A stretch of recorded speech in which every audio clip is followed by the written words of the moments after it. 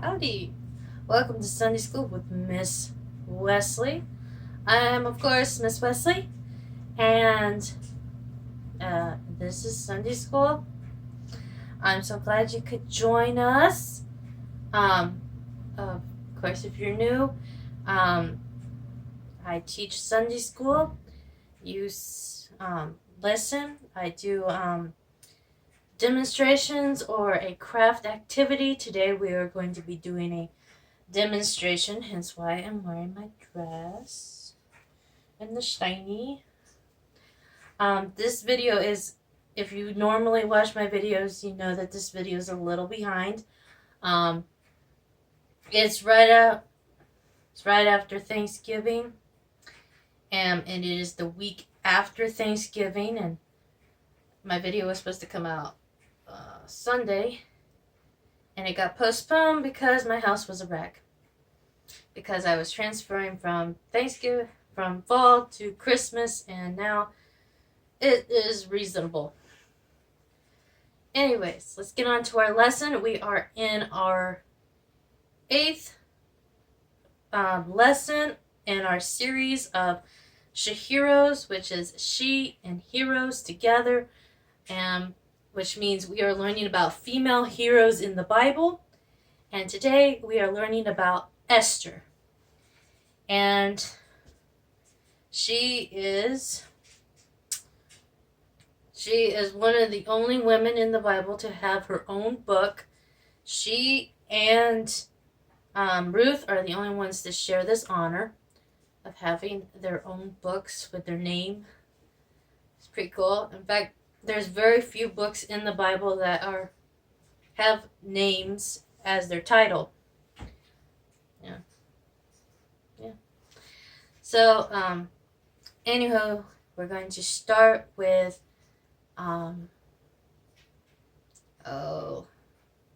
what's his name? The king. His name is,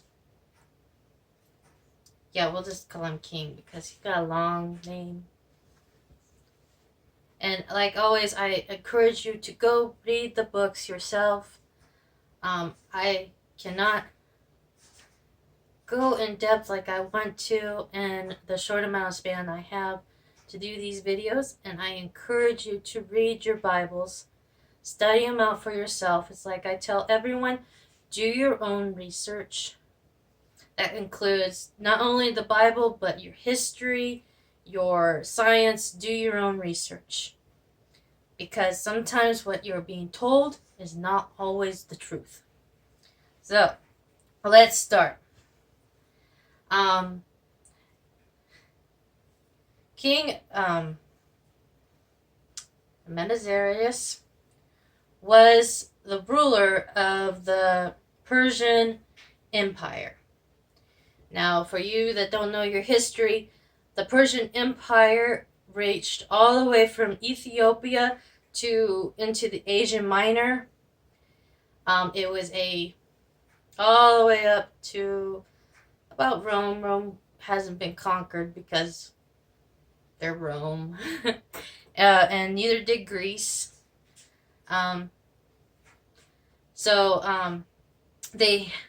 This king, who was had a wide expansion of land through conquering and treaties and whatnot, he had acquired this empire. So he had set up his empire in Persia, which would be in between the Euphrates and the Titus River, which would be in where Iraq would be right now, roughly in that area. So the capital city was of Susa, and they had did a conquering, or they had this great victory, and the king had set up this feast, set up this giant party, and it was a week-long party. Yeah, this guy knew how to throw a party. It was a week long. And so, and his queen also, at her palace, had her own feast going, her own party. And so the king was, hanging out with his guys, and they were having an awesome time, and he gets this idea. Well, the princes say, "Let us see your queen Vashti. We've heard her beauty is remarkable. Let's see it." And the king's like, "Yeah, I could do that. Yeah. So he sends his head chamberlain to go get Vashti. And Vashti goes, "No." And refuses to give the king what he wants. She wasn't going to. Vashti had a sense of pride. The Bible doesn't say this, but any woman with integrity knows better than to go in front of a bunch of men that are drunk and clearly going to ogle her in a way that is very derogatory. And she was, as queen, she wasn't going to put herself in that position. This made the king mad. But it wasn't until the princess said something that if she's doing this to you and dishonoring you in such a way that the other women in the country are going to see, well, Vashti did this, then I don't have to do what you want me to do, husband, so I can do whatever I want. So, the princess got in his mind, get rid of Vashti. Because if you keep her, then all these women are going to turn against us. It all had to do with men and their power. So, he gets rid of Vashti. And then the princes say, well, because you need a new queen, and let's get all the available single women in the country, maidens would be about 16, 17, somewhere in there, all the available maidens, and bring them to the palace. Now, when you think of a palace, don't think European palace. Think it would be more of a spread out complex. So instead of one big castle, it would be a palace over here, a palace over there, courtrooms over here, and documents over here. It would be a spread out complex. So they got all these women, took them from their homes, and this is where Esther comes in. Her original name was Hadashi. I think that was right. Hadashi. Never mind. Anyways, she lost her parents during a purging when of the Jews of the Persian Empire inflicted a purging where they literally took random Jews and they killed them because their numbers were getting too large. And so she ended up with her uncle, who was taken from Jerusalem to Susa, and he was a scribe in the king's palace. So she got taken, and he told her to change her name because it was a Jewish name to Esther. And to hide her identity as being Jewish. So she went into the palace untrained, unlearned and from a household that had been under dictation for a number of years. So when she gets there, she finds favor with the chamberlain, the head eunuch of the women, and he starts taking care of her, giving her items to make herself more presentable to the king, and such as training as well, because like I said, she come from no training and no upbringing to know let me see if I can get this on what to do as a queen. And so after a year's time of him helping her with becoming a queen, by the time that she came before the king, she was, in every sense of the word, a queen. And when he saw her, he saw the most beautiful woman he had ever seen in his life. And this isn't wanting to go on. So, and it's stuck. But anyways, he saw this beautiful woman. And she smelled nice. She had the perfume on. She was well taken care of. Everything she needed, this chamberlain made sure she had it. So by the time that he got to... So she was a gorgeous babe in his eyes. Do we say that now? I think it's a term. So he makes her his queen. And they make a huge, like I said, he knew how to throw a party. So when he got married, there was like, I think, a month-long celebration. And so at this time, during this celebration, Mordecai, Esther's uncle, is going through one of the palace gates and catches two chamberlains that were in charge of food for the king. He overheard them plotting to kill the king with poison. So he tells somebody and prevents the king from getting killed, and is put in the chronicles, and the king never finds out about it. So Mordecai goes rewarded for his efforts.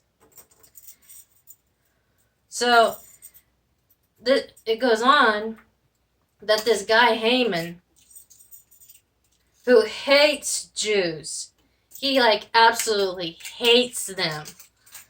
He goes from being the captain of the guards to becoming a prince, which is not like a prince in our terms. A prince in their terms would be like a ruler, or not a ruler, but would be like a guy who makes decisions. It would be like a senator, but instead of being he would be appointed by the king instead of being voted in. So this guy Haman, who hates Jews, hates Mordecai even more, because Mordecai refuses to bow down before anyone. And this makes Haman very mad, because in his position of his status, he thinks that he should be above it all.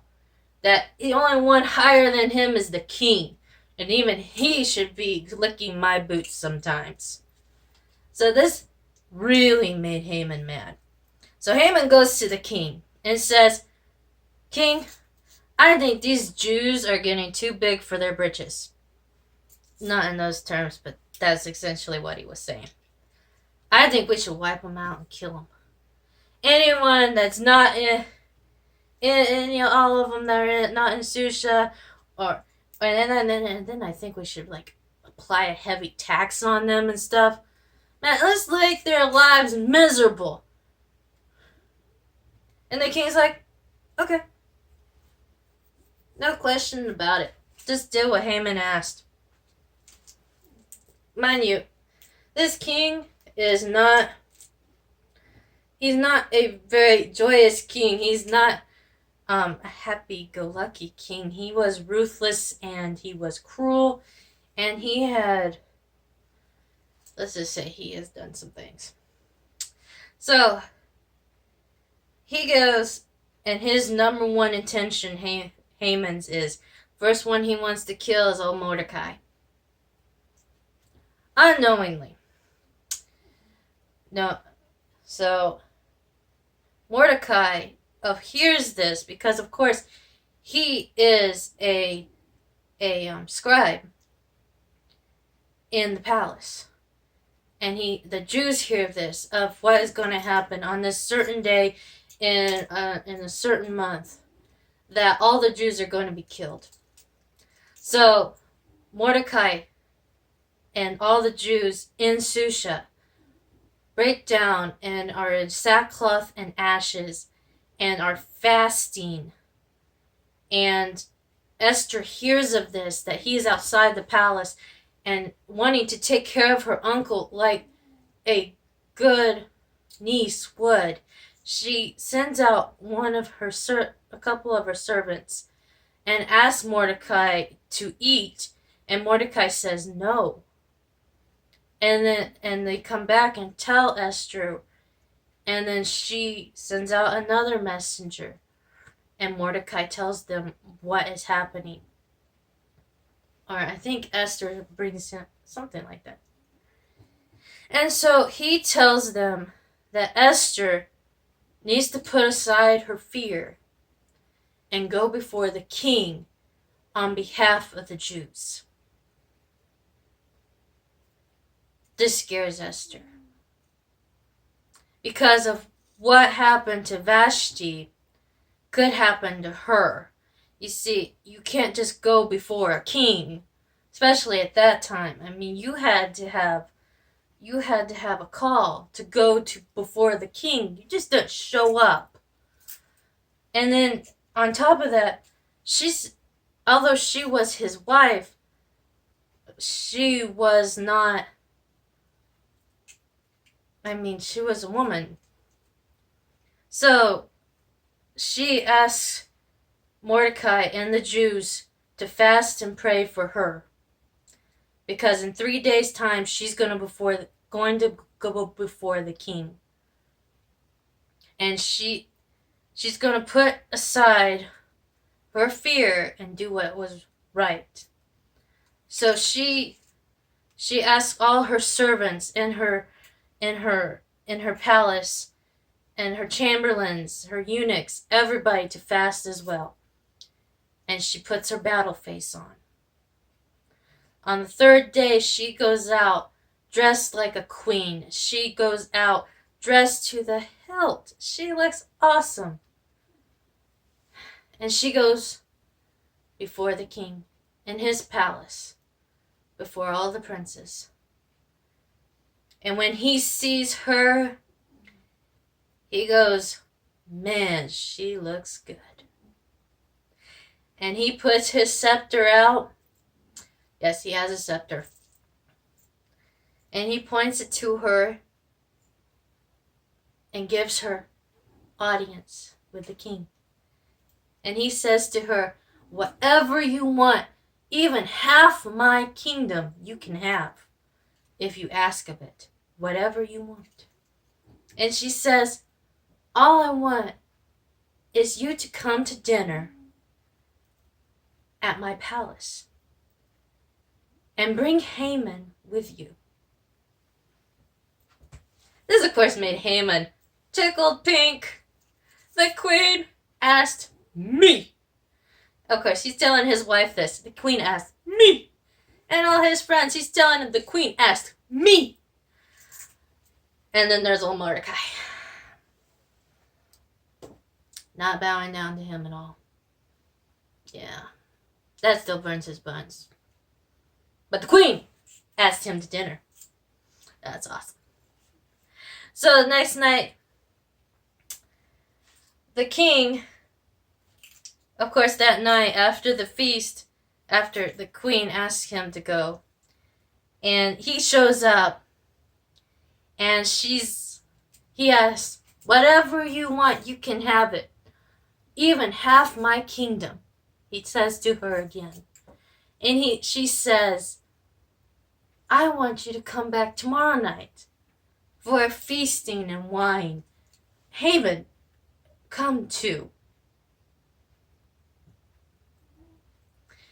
You know, I hear a lot of people when they say Esther was afraid and that's why she asked King to come to a separate event. I don't think that's why she did that. When you go before, it's like going before a bunch of jackals. If you approach someone that you want someone to do something for you, and you approach it with all their friends around, usually they're not going to do it. Because they have someone to talk against them. Against what you want. Even though she was beautiful, she looked good. If she approached the king in front of all those princes and they heard that what she wanted, they would have talked him out of it. So she separated him. She was very tactful in this. Very smart. Separated him from the pack of wolves and talked to him one-on-one. Buttered him up if you would like to. Because by her having a conversation with him, she helped identify him with her. He fell in love with her deeper. Now, as far as separating Haman, she was keeping her enemy close. And he was able to see her, and she was able to keep an eye on him. Anyways, after the feast, the king cannot sleep. So he goes and has someone bring him some chronicles or, papers to read. Old documentation. And in it, he finds that Mordecai saved his life, and he asks someone, what was done for Mordecai? Nothing. So the king goes to the prince's chambers in the morning looking for someone, and the only one that shows up is Haman. And the king asks, what do you think should be done for someone who has earned favor with the king? And Haman goes, well, I thinking it was him, I think you should let him wear one of the robes that you have worn. And he should be sat upon your steed, your horse. And someone should take him through the kingdom, through the city of Susa, saying, someone high in your court should go take him through the city and say, this is the man the king has had favor with. Oh, something or other. And the king says, good, that is a good idea. Now go get Mordecai the Jew and go do it for him. Haman was mad. Oh my gosh. It so hurt him every time. I'm sure he was madder than a French hen. If you don't know how mad that is mad. Mad, mad, mad. He was furious, mad, and he was taking his arch nemesis through the city. Here is the man that the king has favor with. All hail him. Yeah. So he gets home to his wife, tells her everything that happened, and she says, let's make some gallows, honey. Make them the tallest you can. Put them right in the square, and we will hang Mordecai the Jew on there. You have favor with the king. The queen has asked you to. Yeah, let's do it. As soon as they give rights to kill all the Jews, Mordecai's first. Right here, honey. He's like, I like this plan. Yeah. So he goes to the dinner that night with his plan in mind for evil. Esther set up her spread, and the king goes again.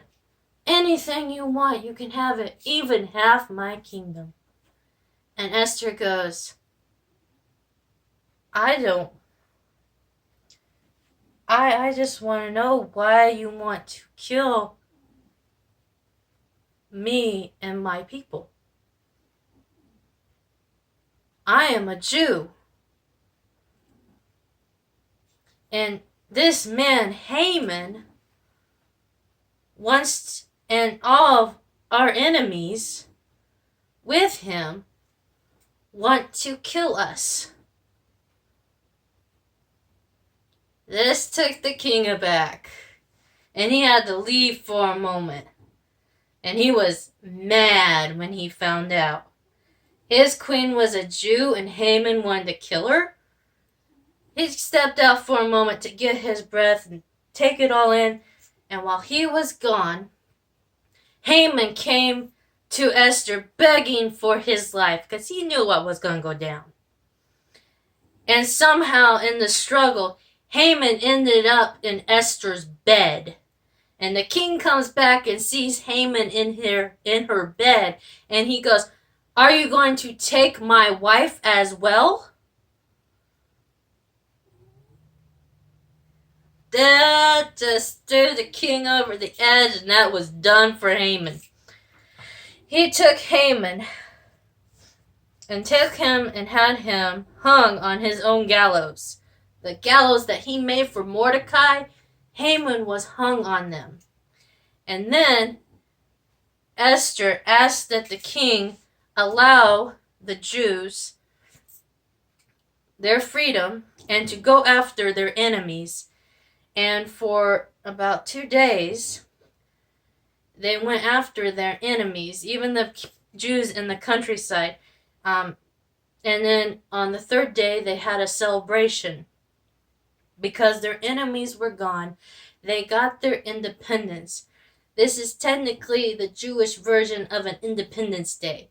They still celebrate it. Of Esther's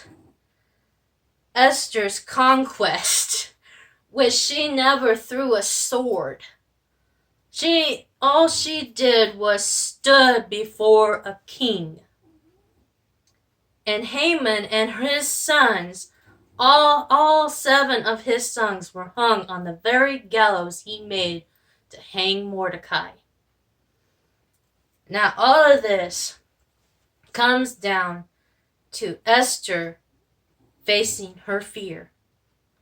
Esther did not grow up as a queen, but she became one.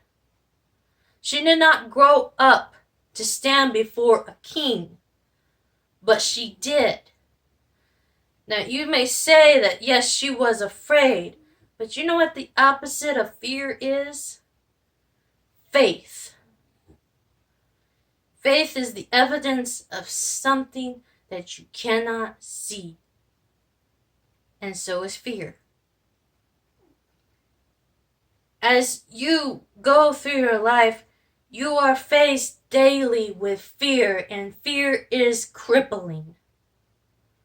If you do not face it, it will take your life away from you. just like these Jews in the story of Esther, if someone did not stand, they were going to lose everything. Now, she could have very well said no. She was in a position where she did not have to worry. But as Mordecai told her, maybe you were created for this very purpose. Maybe in your life, you were created for the very purpose of which you're afraid of. Whether it is to stand against the wrong of not wanting to serve God. Maybe it's to go against the grain of your entire family lineage and go and serve God. Maybe it's just going to church in the middle of a crisis of a pandemic. Because if you let fear rule your life, you're going to be ruled by it forever.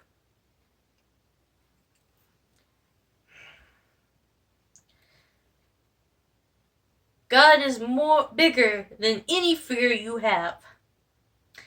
And if you have faith, by faith of Esther,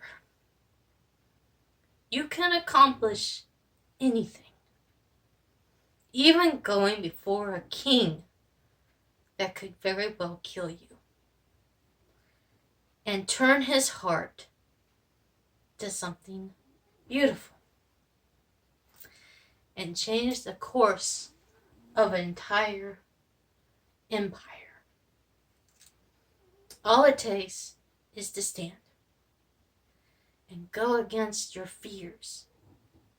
And stand with faith.